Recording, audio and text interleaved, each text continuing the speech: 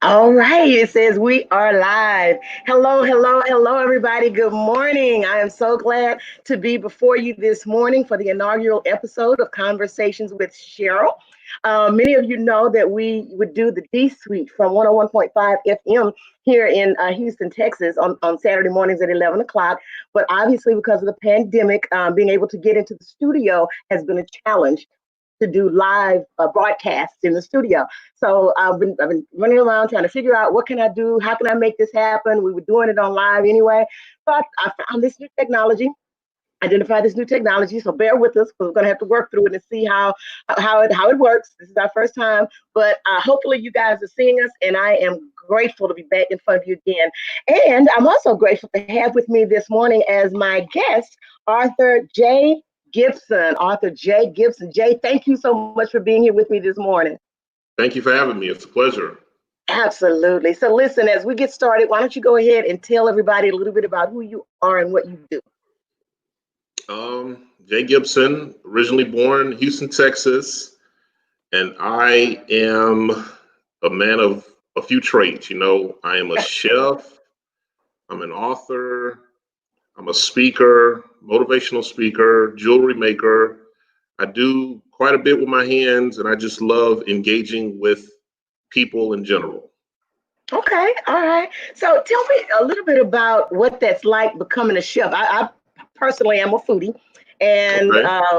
Food Network gets my time most of the day. I can binge watch Chopped. I can binge watch guys' grocery games. You name it. I can sit there all day and watch those, and I love to cook. So what was your journey like in becoming a chef? Well, it actually happened back in 2008. I was in Okay, this, of course, I was in Houston, and what happened was Hurricane Ike ended up hitting the city in September of that year, I remember. and it displaced me. And the lady that I was dating at the time, my girlfriend, she suggested that I come, maybe relocate up here to Dallas. So she came and got me. I've been here ever since, and the next year, I ended up starting culinary school at the Le Cordon Bleu. Oh wow. Yeah, I went to Le Cordon Bleu. I was there for about a year and a half. Graduated with honors, and I've enjoyed it, ever since. What ended up happening, what led up to that though, was I would always be the one kind of be the primary, preparer of the meals when I was younger. For some reason, I just love being in the kitchen, love experimenting. I used to make cookies all the time, and different dishes and things of that nature. And someone suggested that maybe I should try to make a profession out of it. And so I went and got the training, and I enjoyed it tremendously. And I would go around the city, different catering events, work in different kitchens and all that, all that good stuff. But what ended up happening was that I had surgery when I was younger on my back, and that surgery really prevented me from standing on my feet for a very long time. And if you know anything about the kitchen, you're a Yeah, line cook, yeah. you're prepping, you're on your feet, for quite a bit of time. And so I had to transition from that and got into another love of mine, which was writing. Yeah, Okay. I would write short stories, poems, and things of that nature. And that's kind of how I got into my writings. Mhm. And so just working with my hands, and I still cook, but just not Mhm. professionally. But Okay. that's where I am now in my life. And now I'm just I'm a full-time writer. Okay. So, were there any famous kitchens that you had an opportunity to work in, or any famous chefs that you got an opportunity to meet as a result of the cooking? I actually got to meet Chef Stephen Piles. He's Okay. he's a real famous chef, a world traveler.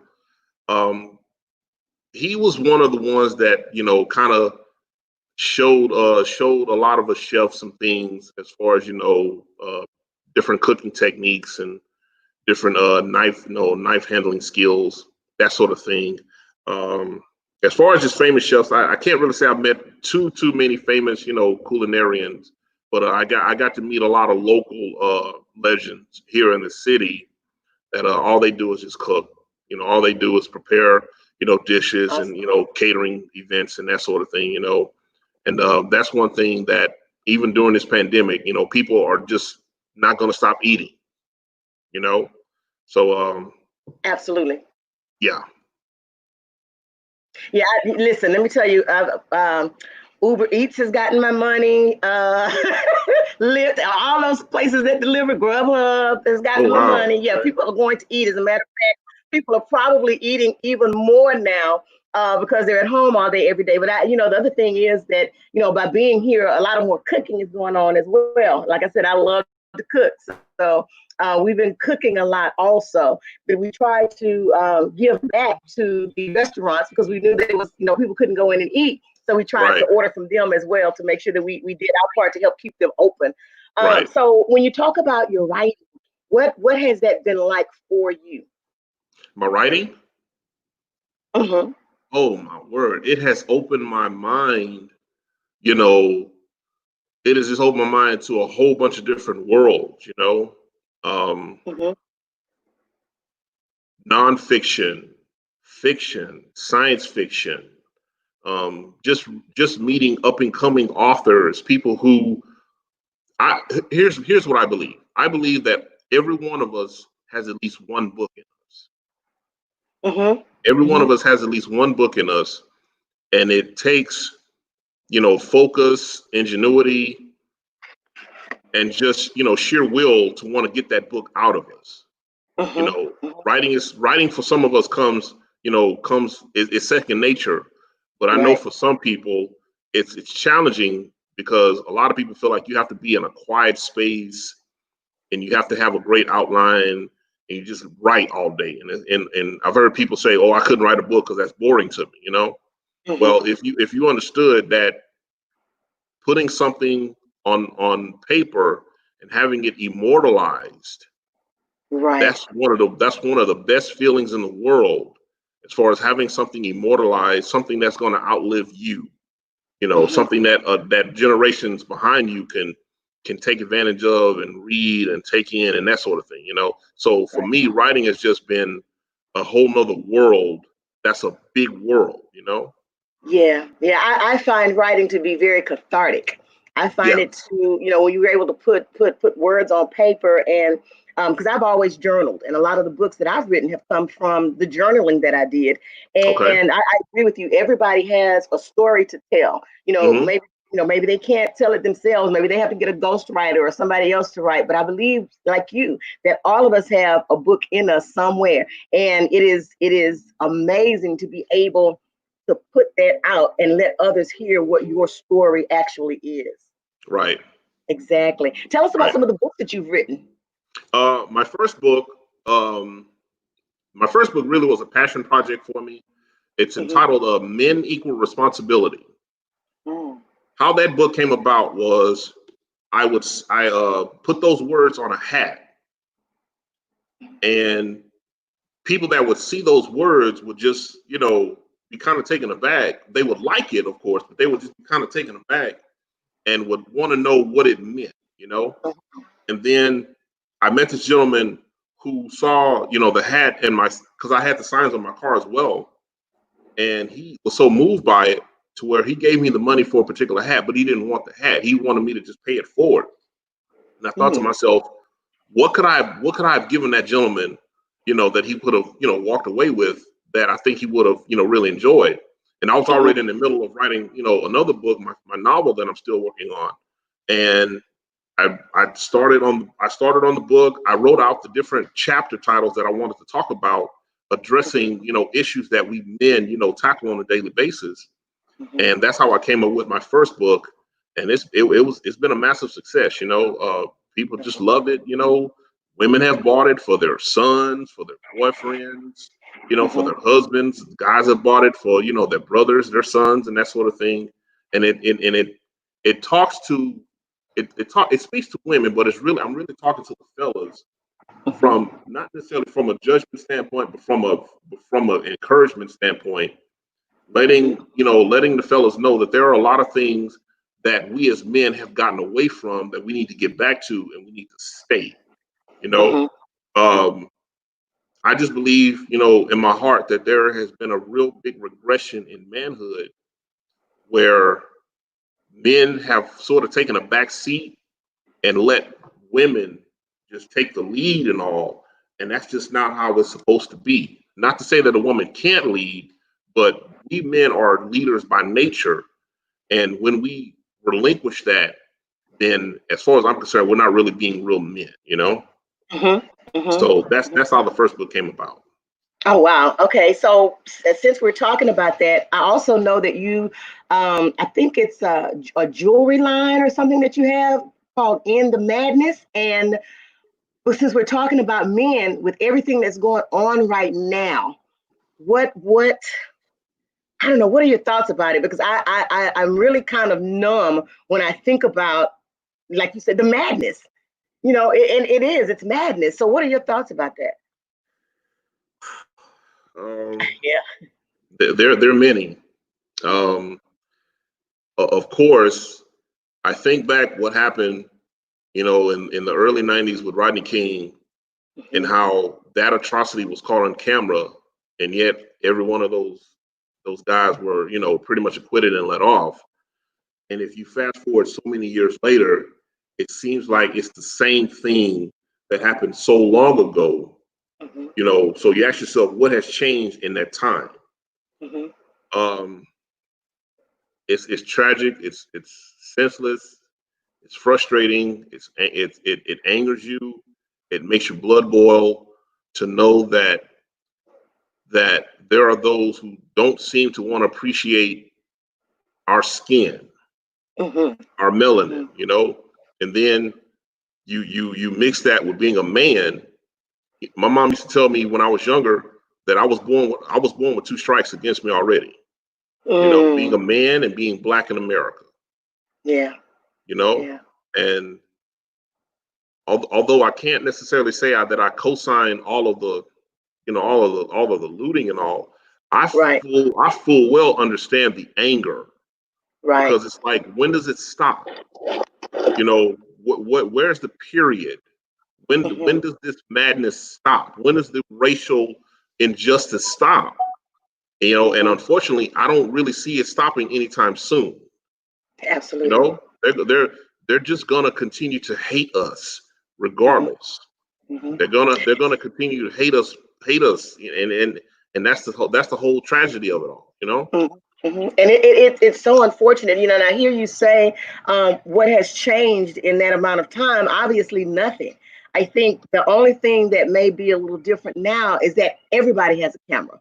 Right, Then it was only certain people maybe that had cameras and were able to right, to uh, shed light on it. But now everyone has a camera, so it's easy, to be able to record what's been going on. It has been going on. I don't think it had ever stopped, but it's now more prevalent, or it's easier for us to see it now. And I think that's the thing that really takes me aback, is that people can see it and still try to deny it. It makes me think about that song. I can't remember who wrote it, but they said something about it wasn't me, you know, and yeah, that's what it feels like. How is it that how are you going to tell me that my eyes didn't see what they saw? How do I right, unsee what was right there in my face? Or how do you spin this to make it be okay? right. And of course, there are those that are even co-signing it. There was a mayor in Patal, Mississippi, that's catching all types of hell, and rightfully so, for making it seem like the police officer, or or I say race soldier, but the guy did nothing wrong. Saying that if he could say he can't breathe, then obviously he could talk. And he's, like I said, he's catching a bunch of well-deserved hell for that. Mm-hmm. And the fact that you have those out there that co-sign and try to give a thumbs up to this madness, that says a lot about them, and it just lets you know that there are those that among us who see nothing wrong with black men, young and old, losing their lives at an alarming rate. Mm-hmm. I think about Tamir Rice. I think about how he was murdered in cold blood. Yeah. in cold blood by a race soldier who didn't really give him a chance to do anything. Mhm. You Mhm. know, I've had some some friends that just reached out to me, just seeing was I okay as a black man, Mhm. as a brother, Mhm. most of my sisters, they have so much heaviness in their heart because they're Right. concerned about their brothers, their sons, Right. their fathers, of the black men in their lives, Mhm. knowing it doesn't seem like it's safe for us out here, and quiet as kept is not safe for us. Yeah. Yeah. Yeah. That's a good way to put it. A heaviness, because that's kind of what it's like. It's like a heaviness, and you almost feel hopeless. What more can we do? How do we will get through it. But what do we do to change it? How can we change? Because what we cannot do is change the color of our skin. That's not happening. Right. So, what, and then if we do try to do something to change it, then we're painted in a certain light as a result of that. But what do you see, moving forward? I know, and I want to ask you about the end of madness as well in this question, but what do we going forward? What do we do, or what are your thoughts on what we need to do? Remain vigilant, Mm. understand and educate ourselves that white supremacy is something that is fueling a lot of people. Understand that some of us some of us are going to co-sign a lot of the madness too, Mm-hmm. because there are a lot of people. They say all skin folk ain't kin folk. Okay, folk. Yeah, yeah, You know, so we have to remain vigilant and understand that we gotta keep fighting out here. We got to yeah, keep fighting, support each other, undergird each other, stop the madness among each other so that we can continue to fight the forces that are against us.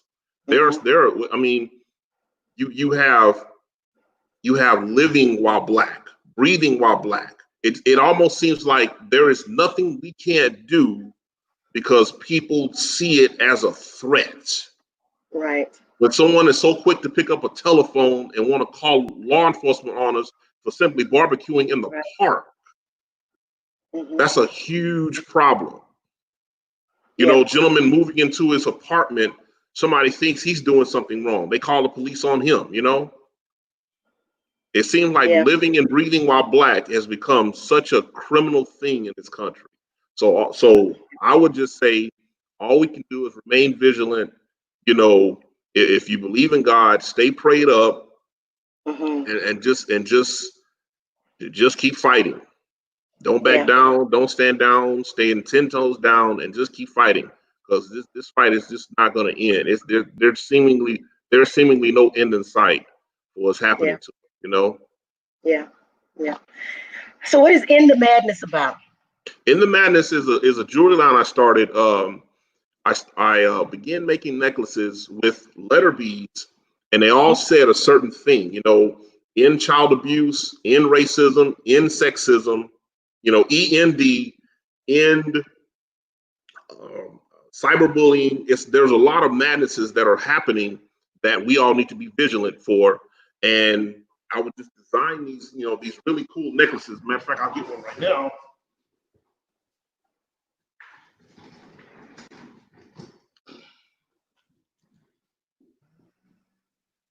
This is what they look like. Oh, that's awesome. Okay. And this one says end illiteracy. Oh, You okay. know, the fact that you have people out here that can't read, that's a madness.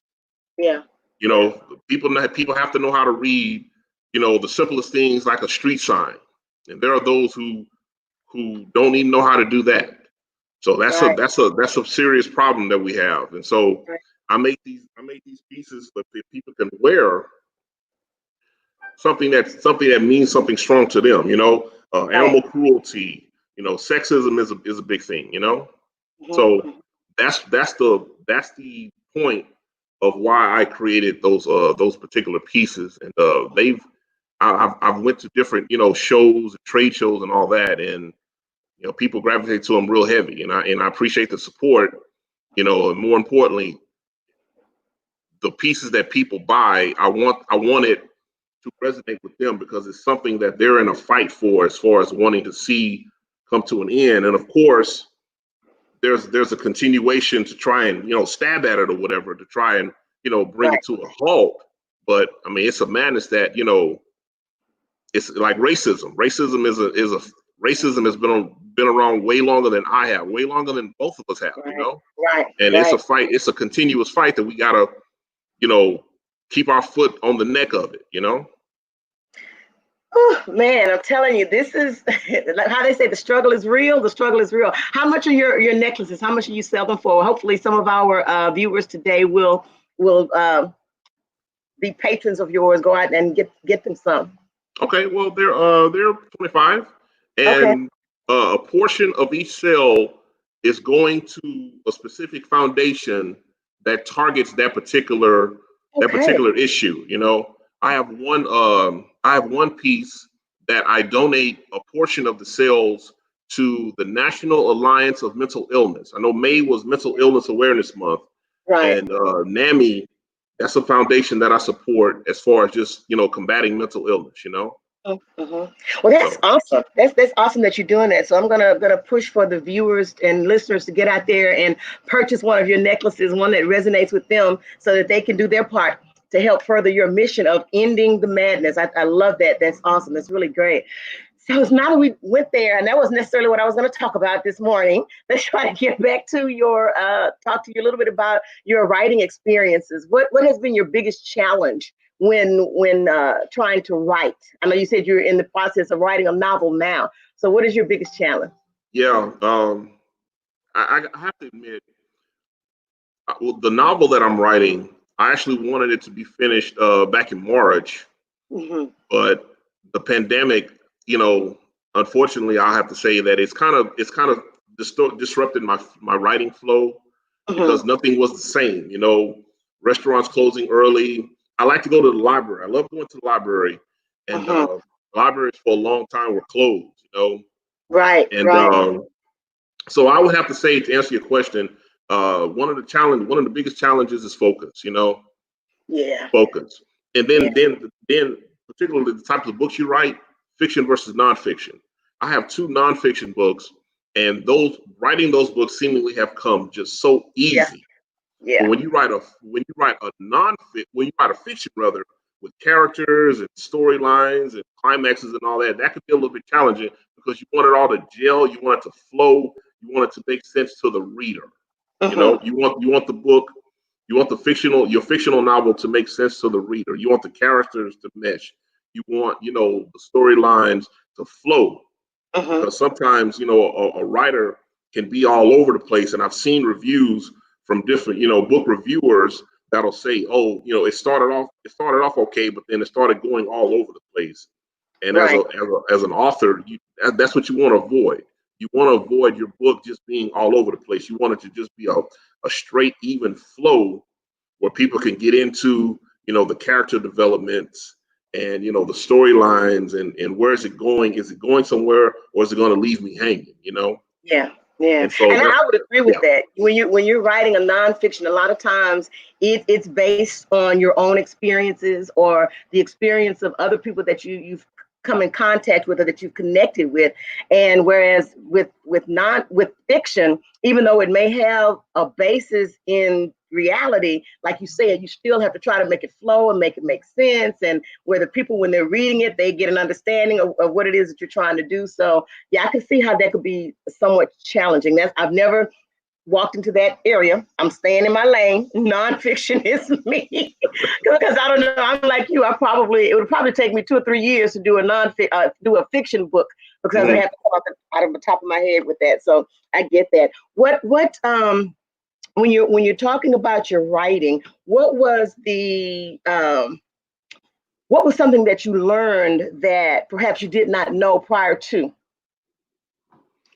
Um, Or what was surprising about the writing process to you or the publishing process to you? I would have to say the editing part.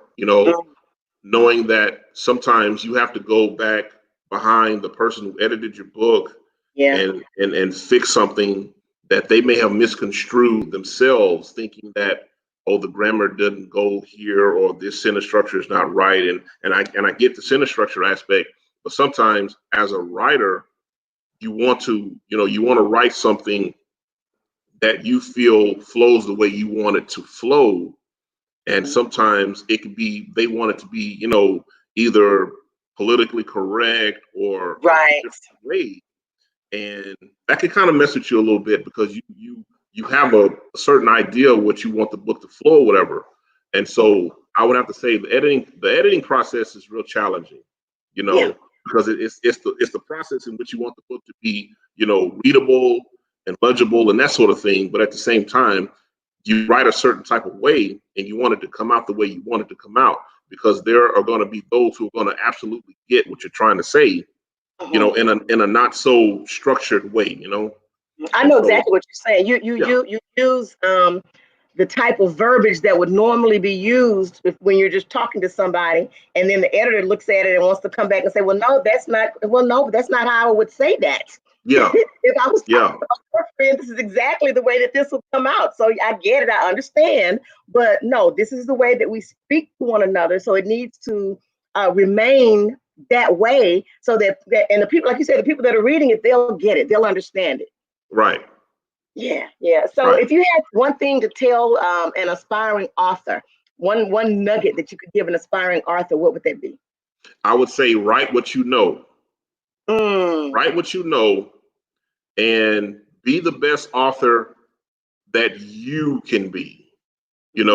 There are a lot of phenomenal authors out here, authors that have been doing it for a long time, authors with names, authors that have, their foundations, their legacies are already set, the Stephen Kings and the James Pattersons of the world and that sort of thing, the Walter Moses of the world and all that. And those are some phenomenal writers. But I would say don't try to strive to be someone else, or don't try to strive to be the next whoever. Be the first you. Be the yeah, first and only you. yeah, I'm Jay Gibson. I'm writing what I know. I've met a bunch of great authors. A lot of them I admire and all, but I don't want to be any of those guys. I want to be me. yeah. And so you want to be the best author that you can be, and be the first and only you. Don't strive to be the next whoever. Be you. Absolutely. That is an excellent piece of advice, because some people can get caught up in that. They see these, what they perceive to be prolific authors, and they want to follow in their footsteps, but you don't want to sound like somebody else. You should Right. sound like who you are. And that's Right. an awesome piece of advice. So what do you think is one of the misconceptions people have about writing and publishing? Um, that the writing process is boring, that it takes too long and all. I would say that some of that could be true, but at the same time, you're writing something. Like, here's a piece of advice that somebody gave me. You're going to write something one time, and you can get paid from that work over and over and over and over and over. Hmm. So why not put the work in to create something that a lot of people will love, Hmm. and then you find yourself, benefiting from that piece of work down the road, years and years and years. My wife and I, we were listening to Dale Carnegie the other day, How to Win Friends and Influence People. Hmm. This book is old. Yeah, This yeah, book is it is. old. And I saw on a certain website how the paperback for the book was like thousands something dollars, Oh, wow. because it's such a popular read that has sold so many copies, to where particular copies of the book now have a huge price tag, and the guy wrote the book eons ago. Right, right. So the publishing aspect of it is just, it's something that could benefit you. It's something that could benefit, your family. Hmm. Even when you're not here, they could benefit from that. Yeah, yeah. What I have found with some people, the misconception they have is that all they have to do is write the book. If they write the book, then the people will come, and that is not the truth. You have to They've coined a phrase, become an authorpreneur, and you definitely have to do that. You have to learn how to market. That's true. You eventually have to learn how to speak in public, because people are going to want to call you in to read from your book and to talk about your book.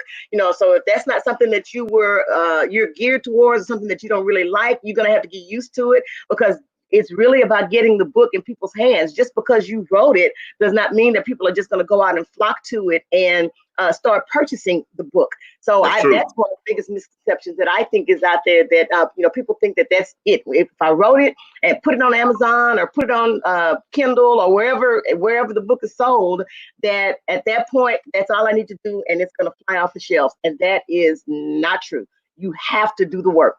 Exactly. You have to put the footwork in. You have to put the grunt work in. You have to be the driving force.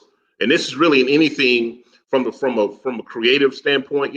Creators are so intuitive as far as what they're doing. But sometimes we tend to forget that it's not just about us creating, but it's also about us promoting what we've created and getting it out there so that people can know what we've done. And then not to depend on someone else to do that for you, but you be involved in the success of that endeavor. Whatever that endeavor is, you have to be 100% involved in the success of it. Absolutely. One of our Facebook viewers just said, "Wow." And let's see, we had another one. Miss Horn said, "It's awesome. It's awesome." Yeah, this is awesome. It's been great speaking to you, James. Any of you out there on Facebook, do you guys have a question for either James or myself? If you do, go ahead and type it in the comments.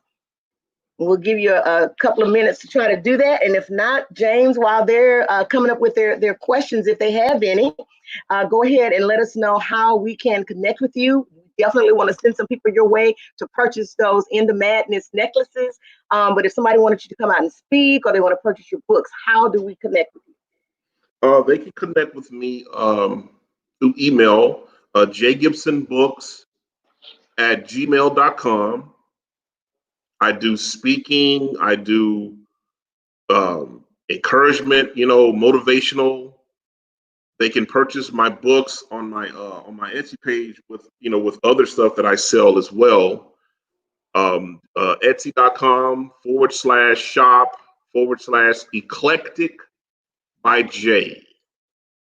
Okay, that was a lot. Etsy.com//shop. Shop, okay. /ECLECTIC